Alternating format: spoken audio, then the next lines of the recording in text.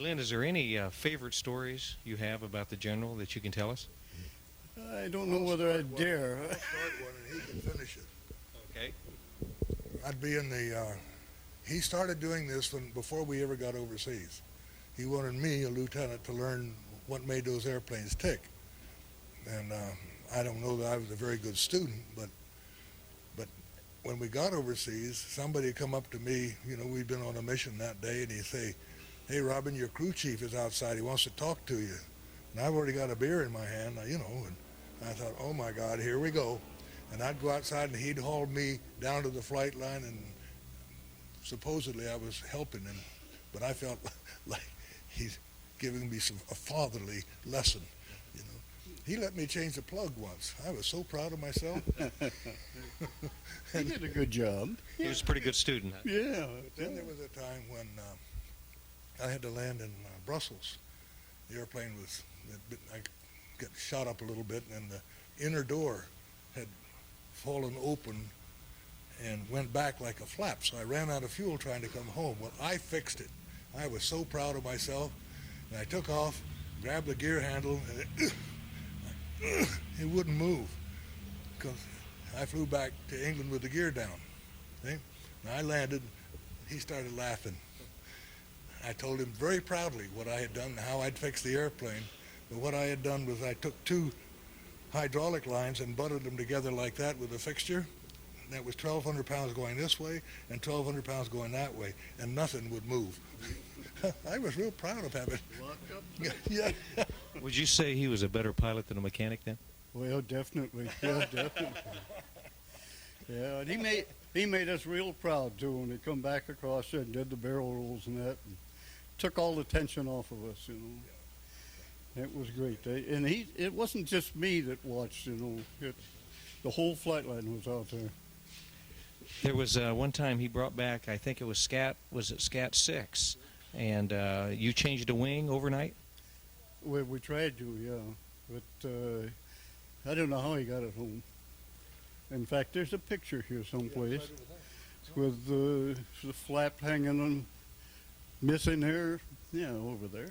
Flaps missing there, rivets pulled there, bottom of the wing coming loose.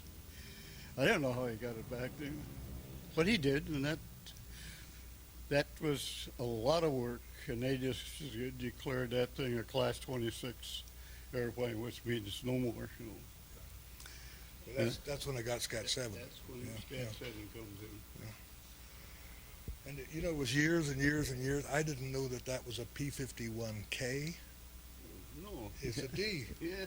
No, it was a K. Yeah. I didn't okay. know. I never read the plaque on the side, you know.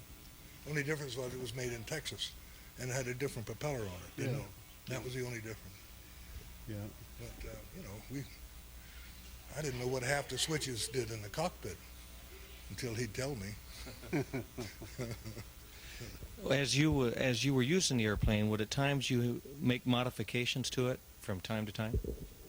Well, there was a few of the minor modifications, just like this incident there in the P-38 with the guns going on. That was part of a modification there, and just unfortunately, why the man put a cover back on 180 degrees off, and it left a little indentation there. It just shorted two hot wires there. But the change of the airplanes along the line, they came in there with the big modifications, and that's. There was one time I went out, and before I crawled on board, I looked and there was a glass window on the left side right above the coolant scoop. And I said, "Glenn, what the hell is that?" And he said, "I don't know." Said they came in the hangar the other day and put a camera in there. And I bent down and looked, and sure enough, you could see a camera lens. And this horrible suspicion began to form, you know. And he got me in the cockpit, and he pointed out two little red lines on the canopy and a red line on the wingtip. And he said, "The guys told me that if you get those lined up, that's where the camera's looking, and here are the switches that turn it on." And I'm thinking, what is all this? Well, several days later, I found out. I was called out of the briefing, into intelligence, and they say, "You're going to take a before, a during, and an after picture of the marshalling yards at Stuttgart which the bombers are hitting today. And I said, like, what are you talking about? So I had to plan a separate mission to go in by myself. I got the before, must have surprised the Germans, they didn't shoot very much. The during, I had to circle out here and wait till the bombers came, and they dropped, and they had smoke bombs go down. So I'm watching. I said, okay. I went by I turned on the switches, and damn near got blown sideways because all the bombs went off on this side of me, not on the target. And I said, the heck with this. So I flew home. The intelligence guys met me, Horton and Thomas. They wanted to see those pictures. And they said, you get the pictures? I said, I don't know. I did what I was told to do. I don't know if they got the pictures or not. Well, brief us. He said, what was it like? And I said, well, I'll tell you what, Horton. I don't care how the pictures turned out. I only made 2 passes because the before, the during, and the after all look the same. No, he just kept me busy, that's all. But, things worked out good. We got back, Yep. both of us.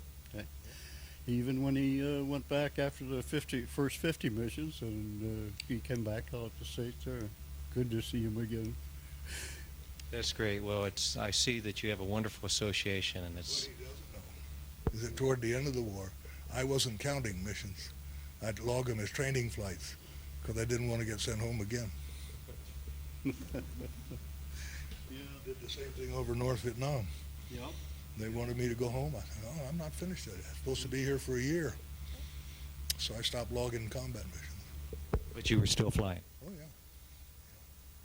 I don't know if you're going to answer this, but did you ever have an engagement? Something happened you never reported? As the French would say, probably.